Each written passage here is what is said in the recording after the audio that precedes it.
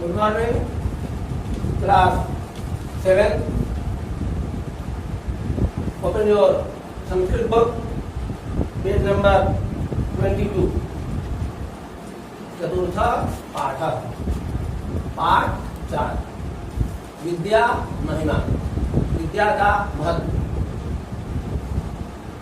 आपके पढ़ने लिखने का महत्व। In your book, श्लोक नंबर 1,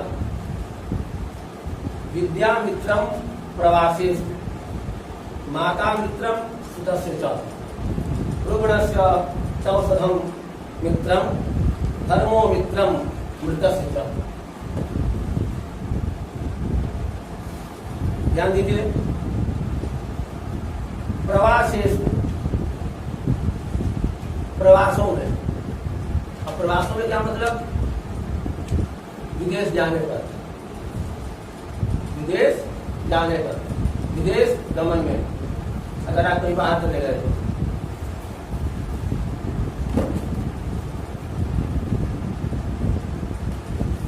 लेकिन अगर इंडिया में रहेंगे तब तो विदेश नहीं होगा। तो कहीं आउटसाइड में जाने पर उसमें क्या दे रहा है? विदेशी दे रहा है। चलिए विदेशी रखें।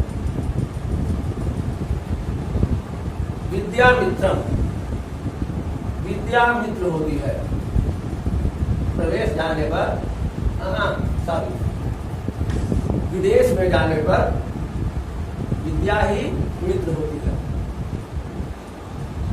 नेक्स्ट, और सुतस्य मित्रम माता, सुतस्य पुत्र की, मित्रम मित्र कौन होता है? माता। पुत्र की मित्र माता होती है। नेक्स्ट, रुग्णस्य चौषधम मित्रम, प्लस औषधम, औषधि मीन्स दवा, ऐसे औषधि का औषधि अनुवाद में करेंगे, समझने के लिए दवा भी लिख सकते हैं। रुग्णस्य, रुग्ण रोगी, षष्ठी है, रोगी का, मित्रम मित्र, औषधम भवति, दवा होती है। रोगी का मित्र औषधि यानी दवा होती है। धर्मो मित्रम मृतस्य च, लास्ट में करेंगे क्या?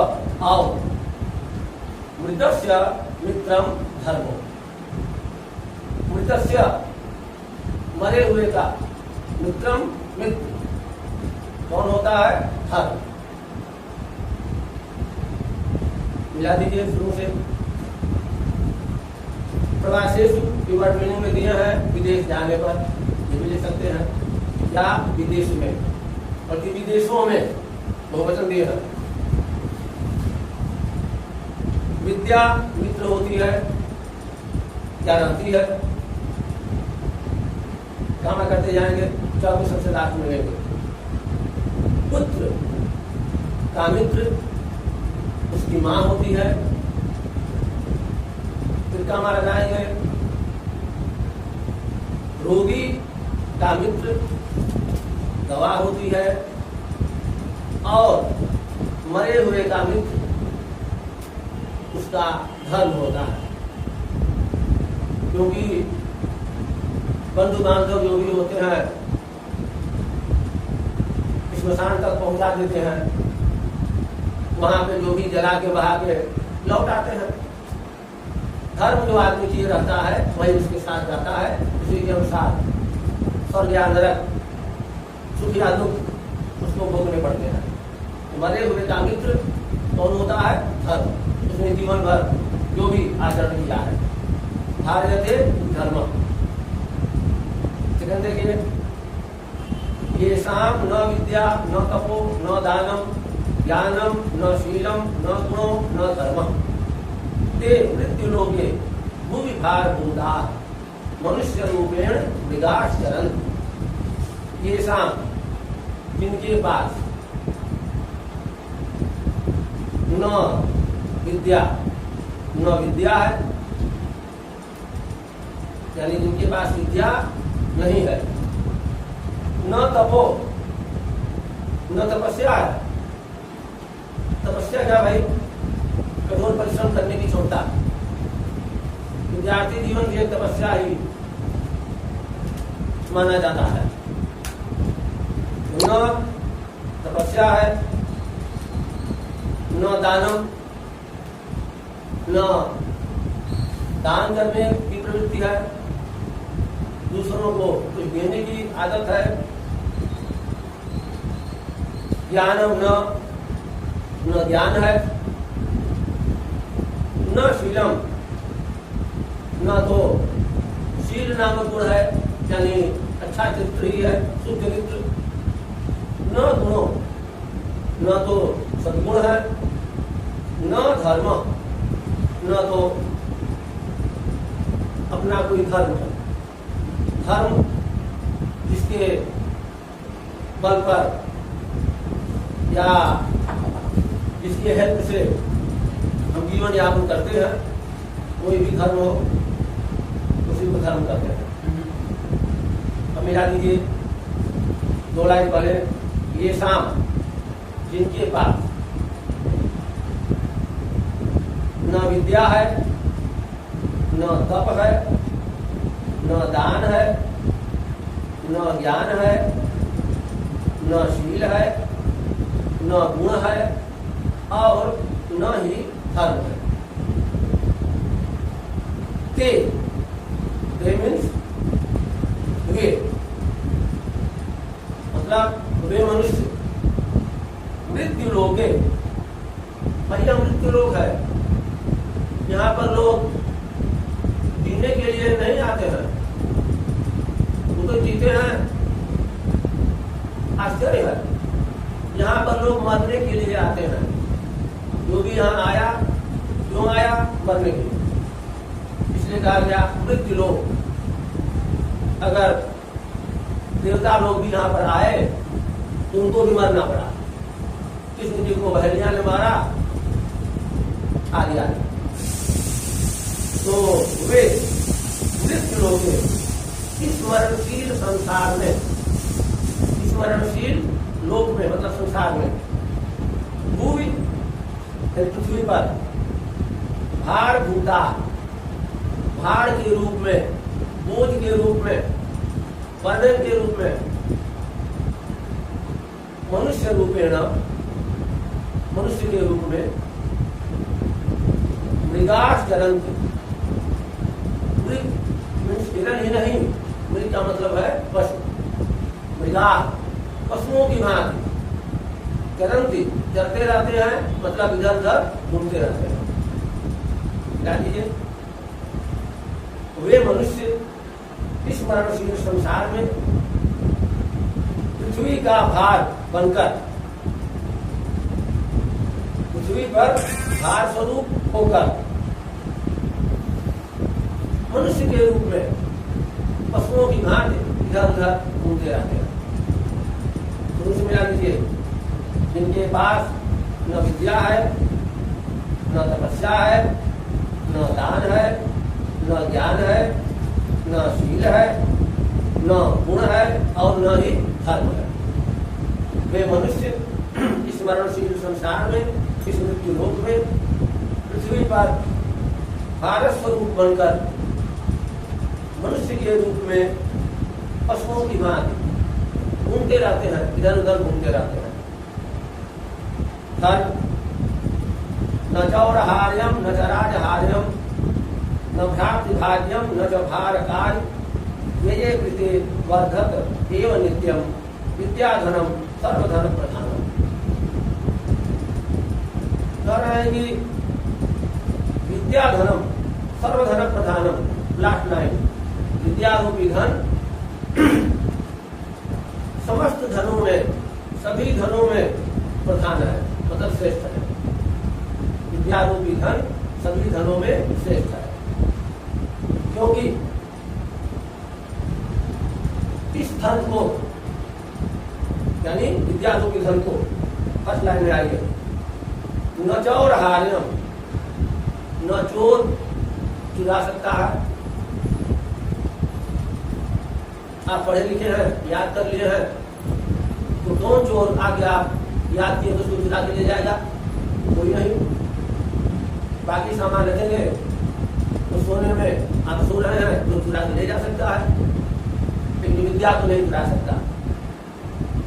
विद्या रूपी धन को न तो चोर चुरा सकता है, न चराजहार्यम, न राजा इसका हरण कर सकता है, न राजा इसको छीन सकते हैं। भाई रोड बन रही है, लोगों की जमीन, लोगों के मकान है, उनका आज तक रहते आए, लेकिन भाई लाख सब चीजें सरकार की है, वो मैप दिखा दे या आर्डर दिखा दे, जो भी कर दे आपसे ले ली जाती है और उसका मुआवजा आपको दिया जाता है। अगर आप बाई ऑन पेपर अगर आप सही है, नहीं सही है तो भी नहीं मिलेगा। मतलब किसी भी चीज का, किसी भी आपकी वस्तु को सरकार ले सकती है, कोई कानून बना करके ले लीजिए, क्या करेंगे आप? लेकिन विद्या अगर आप है, विद्या रूपी धन अगर आप पढ़े लिखे हैं, तो सरकार का कोई भी कानून इस धन को आपसे नहीं ले सकता। और विद्या कलेक्शन का ये सब बच्चों के लिए क्या कहें, ड्रीम टाइम है, ये महत्वपूर्ण समय है। वैसे तो मरते समय तक आदमी सीखते रहता है, लेकिन इस समय उसका पीक टाइम कर सकते हैं। न राजा हरण कर सकता है, न भ्रातृभाज्यम, न तो भाई लोग बांट सकते हैं, भाइयों द्वारा या बांटे जाने योग्य नहीं है धन। पैसा रुपया है, बंटवारा हो जाएगा, हिस्सा लग जाएगा, मकान है, दोनों तुम, एक लोग तुम, 5 लोग तुम, सब हो जाएगा, लेकिन विद्या को कोई नहीं बांटेगा। तो न भाई लोग बांट सकते हैं, न जब भार काल, न तो जब भारत स्वरूप ही होता है। यह धन जो है इतना भी पढ़ लीजिए, ये नहीं कि आपका सिर भारी हो जाएगा, आप बोझ के मारे दबे जा रहे हैं। अगर एक बोरा आलू आप किसी पर उठा दे वही, तो कहेंगे कि जल्दी उतारो, गर्दन टूटी, बैठते जाएंगे जमीन पर। लेकिन कितना भी पढ़ाई कर लीजिए, कितनी भी पढ़ाई कर लीजिए, आपको बोझ महसूस नहीं होगा। तो याद दीजिए, विद्या रूपी धन को न तो चोर चुरा सकता है, न राजा हरण कर सकता है, न भाई बांट सकते हैं, और न ही यह भारत स्वरूप होता है, न ही यह बोझ भी होता है। और क्या है भाई? यजे कृते वर्धत एवं नित्यम, यह सब धनों में प्रधान धन है, बड़ा ही अनोखा धन है। और जो धन है उनको आप जितना ही खर्च करेंगे वो कम होते जाएंगे। हम लोग छोटे थे तो कोई कहता था कि पंडित जी पांव लगे, तो हम लोग उनको आशीर्वाद नहीं देते थे कि मैं इनको आशीर्वाद दूंगा तो मेरा पुण्य थोड़ा कम होगा ना। ये सोचती, उस समय परोपकार वगैरह की भावना उतनी बलवती नहीं थी। लेकिन ये बात है कि संसार के जितने भी धन है खर्च करेंगे तो वे क्षय को प्राप्त होंगे, उनमें कमी आएगी। और अगर उनका कलेक्शन करेंगे, अगर उनको इकट्ठा करेंगे तो बढ़ेंगे, वृद्धि को प्राप्त होंगे। लेकिन विद्या रूपी धन जो है ठीक इसका उल्टा, इसको अगर आप सिर्फ संचित करते जाएंगे, सिर्फ इकट्ठा करते जाएंगे, तो यह कमी को प्राप्त होगी, इसमें कमी आने लगेगी। और जितना ही आप इसे दिल खोल करके खर्च करेंगे, जितना ही बांटेंगे, उतना ही यह धन बढ़ेगा। तो व्यय कृते, व्यय करने पर, खर्च करने पर नित्यम वर्धत एव, या नित्यम प्रतिदिन डे बाय डे बढ़ता ही है। एवं निश्चयार्थक है, खर्च करने पर या प्रतिदिन बढ़ता ही है। इसलिए विद्या रूपी धन सब धनों में प्रधान है, अर्थात श्रेष्ठ है। एक बार देख लीजिए, फोर्थ लाइन से अनुवाद शुरू करेंगे। विद्या रूपी धन समस्त धनों में प्रधान है। इसके बाद क्योंकि इस धन को, अब ये फर्स्ट लाइन, न तो चोर चुरा सकता है, न राजा हरण कर सकता है, छीन सकता है, न भाई बांट सकते हैं, और न ही यह भारत स्वरूप होता है। खर्च करने पर, यह मतलब खर्च करने पर नित्यम वर्धत एवं, प्रतिदिन बढ़ता ही है। इसीलिए विद्या रूपी धन को सब धनों में श्रेष्ठ कहा गया है। नंबर 4, लॉकडाउन का समय चल रहा है, ऑनलाइन टीचिंग हो रही है। अब इसमें माता पिता का कर्तव्य बढ़ जा रहा है या बढ़ गया, और इसे भी उनका कर्तव्य पहले से भी है कि जिस तरह से भी हो सके दुलार के, डांट के, मार के बच्चे को पढ़ाना है। यही काम स्कूल में टीचर करते हैं। अब इस समय आप लोग दूर हैं तो भाई मम्मी पापा ये काम करें। अगर ऐसा नहीं करेंगे तो फिर आगे चल के लाइफ में आपके मजा नहीं आएगा। इसलिए हर पेरेंट्स अपने परम कर्तव्य को समझे। क्या लिख रहे हैं भाई? माता शत्रु, वह माता शत्रु के समान है। शत्रु समझते हैं ना, दुश्मन। पिता वैरी, पिता वैरी के समान है। इसका भी स्थूल अर्थ में दोनों का स्थूल रूप में दुश्मन ही अर्थ कर लेंगे। तो अनुवाद में करेंगे, वह माता शत्रु के समान होती है, वह पिता वैरी के समान होते हैं। ये न बालों न पाठता, ये न जो बालों अपने बच्चे को न पाठता नहीं पढ़ाते हैं, वह माता शत्रु होती है और पिता वैरी होते हैं, जो कि अपने बच्चे को पढ़ाते नहीं हैं। इतना कह दिया। अब भाई आपकी ड्यूटी जैसे भी हो बच्चे को पढ़ाना है, क्योंकि अगर बच्चा नहीं पढ़ा लिखा तो फ्यूचर क्या होगा?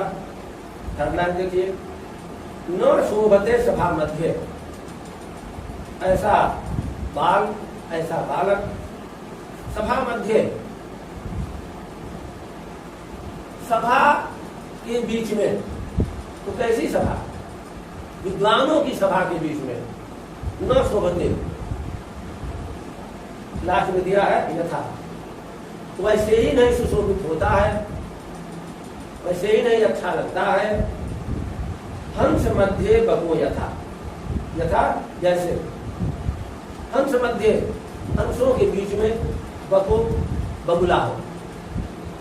हंस भाई निर्जीव विवेक, दूध और पानी को अलग कर देने वाला गुण, और बगुला बस मछली का शिकार करेगा। बगुला भगत तो नहीं होंगे, यानी छली है ये। लेकिन हंस निहायत न्यायी है। तो ऐसा बालक सभा मध्य, विद्वानों की सभा में, तथा एवं न शोभते, वैसे ही सुशोभित नहीं होता है। यथा जैसे हंस मध्य बगुला, जैसे हंसों के बीच में बगुला सुशोभित नहीं होता। फिर देख लीजिए शुरू से, वह माता शत्रु होती है और पिता वैरी होते हैं, जो अपने बालक को नहीं पढ़ाते। ऐसा बालक विद्वानों की सभा के बीच वैसे ही सुशोभित नहीं होता जैसे कि हंसों के बीच में बगुला सुशोभित नहीं होता, अच्छा नहीं लगता। नंबर 3, गते वयस ग्राह्या विद्या सर्वात्मना बुधै यद्यपि स्यान् न फलदा सुलभा सान्य कर्मणि। वयस अवस्था, वयस वयस गते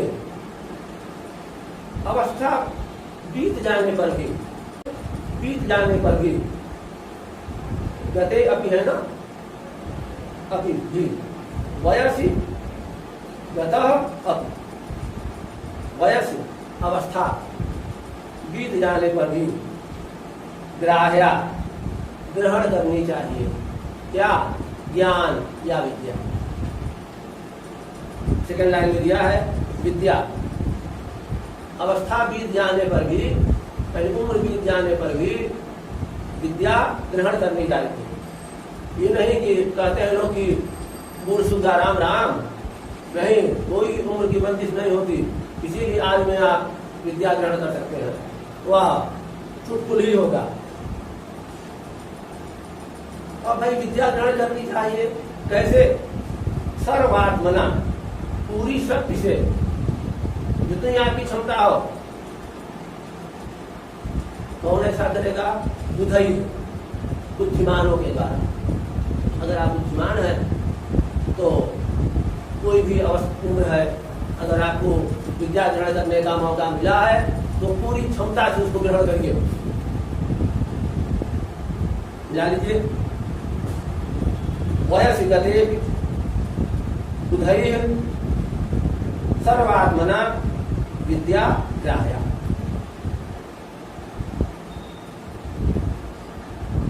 क्या बुधै को सबसे पहले रखिए, बुधै बुद्धिमानों के द्वारा। वयस गते अवस्था बीत जाने पर भी, उम्र बीत जाने पर भी सर्वात्मना पूरी शक्ति से, पूरी क्षमता से विद्या ग्राह्या, विद्या ग्रहण करनी चाहिए। बुद्धिमानों के द्वारा अवस्था बीत जाने पर भी पूरी शक्ति से विद्या ग्रहण करनी चाहिए। थर्ड लाइन, यद्यपि स्यात् न फलदा। यद्यपि का यद्यपि या भले ही, फलदा न स्यात्, फलदायी, फल देने वाली, परिणाम देने वाली, न स्यात्, न हो। भले ही वह विद्या परिणाम देने वाली न हो, फल देने वाली न हो। क्यों पढ़ते लिखते हैं? पढ़े लिखेंगे, पास हो जाएंगे, बढ़िया नौकरी पकड़ेंगे, साहब बनेंगे। लेकिन जब आप वरीय हो गए हैं, जब आप 40 कौन सी नौकरी करेंगे, 50 कौन सी नौकरी करेंगे।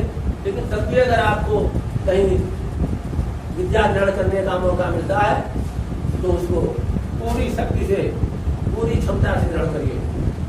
दे रहे हैं यद्यपि, यानी भले ही सा विद्या फलदा न स्यात्, फल देने वाली न हो, रिस्पांस देने वाली न हो, फिर भी सा अन्य कर्मणि सुलभा। फिर भी सानुसुवा, वानुसुवा विद्या अन्य कर्मणि, दूसरे कार्यों को सुलभा, अच्छी प्रकार से लाभदायक बना देती है, काफी इजी बना देती है जो भी प्रॉब्लम लाइफ में आएंगे। यद्यपि स्यात् न फलदा सुलभा सान्य कर्मणि, यद्यपि वह फल देने वाली नहीं होती, तथापि वह अन्य कार्यों को सुलभा, अच्छी प्रकार से लाभदायक अन्य कार्यों को करने में अच्छी प्रकार से लाभदायक साबित होती है। सोच लिख लीजिए, अवस्था बीत जाने पर भी विद्वानों के द्वारा, बुद्धिमानों के द्वारा पूरी क्षमता से विद्या ग्रहण करनी चाहिए। यद्यपि वह फलदायी नहीं होती,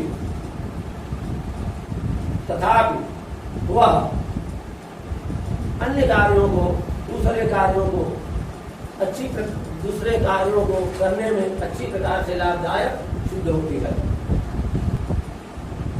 विद्या नाम नरस्य रूपमधिकं प्रच्छन्न गुप्तं धनम, विद्या भोग करी यशः सुख करी विद्या गुरुणाम गुरु, विद्या बंधुजनो विदेश गमने विद्या परा देवता, विद्या राजस पूज्यते नहि धनम विद्या विहीना पशु। विद्या नामक वस्तु नरस्य मनुष्य का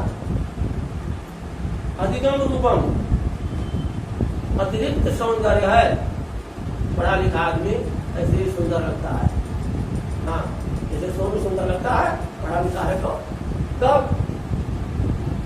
कोई भी कपड़ा पहनेगा पढ़े लिखे पर पवेगा, और मूर्ख है कोई कपड़ा पहन लीजिए, आपको न तो पहनने का सहूर न तो चलने का सहूर, लोग समझ जाते हैं कि बस कपड़ा ही बस पहनने है। तो विद्या नामक वस्तु मनुष्य का अतिरिक्त सौंदर्य है, एक्स्ट्रा सुंदरता है ये। और क्या है भाई? प्रच्छन्न गुप्तम धनम, प्रच्छन्न छिपा हुआ, गुप्तम सुरक्षित, उसको चुरा के रख देते हैं, सुरक्षित हो गया वो। धनम धन है, छिपा हुआ सुरक्षित धन है। विद्या भोग करी, विद्या सुख सुविधाओं को दिलाने वाली है। भोग करी, भोग कराने वाली है, सुख सुविधाओं को जीवन में दिलाने वाली है। यश दिलाने वाली है, सुख करी और सुख दिलाने वाली है। विद्या गुरुणाम गुरु, गुरुणाम गुरु, यह विद्या गुरुओं की भी गुरु है। अच्छा, विद्या बंधुजनों विदेश गमने, विदेश गमने विद्या बंधुजनों, विदेश जाने पर विद्या बंधुजनों भाई के समान सहायक होती है।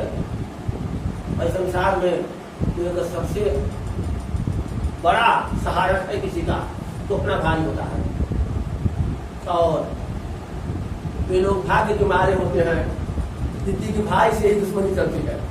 हाँ, विपत्ति पटावन बंधु बाहुविन करो भरोसों का। तो जब लक्ष्मण को शक्ति लग गई तो रामचंद्र जी विलाप कर रहे हैं,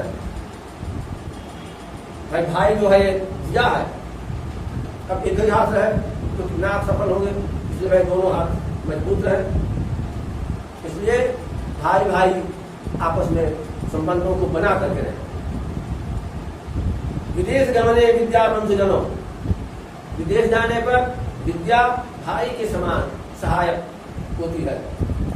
विद्या परा देवता, परा मीन्स सबसे बड़ा, तो बड़ा विद्या को देवता तो नहीं कहेंगे, देवी कहेंगे। तो विद्या सबसे बड़ी देवी है। विद्या परा देवता, विद्या सबसे बड़ी देवी है।